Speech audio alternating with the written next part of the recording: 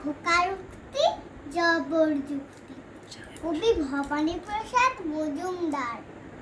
মাকে ডেকেই বললে সেদিন 7 বছরের বিলে, সত্যি বলো কোত্থেকে মা আমায় এনেছিলে?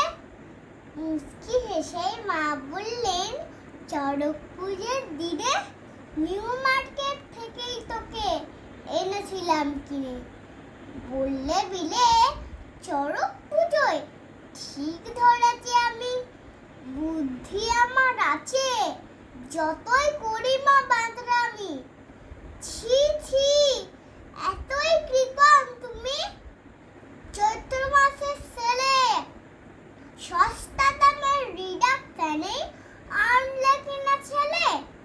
তাই মা আমার আঙুলগুলো এমন ছোট বড়, হাফ দামেতে কিনলে জিনিস হবে এমন তর। নমস্কার।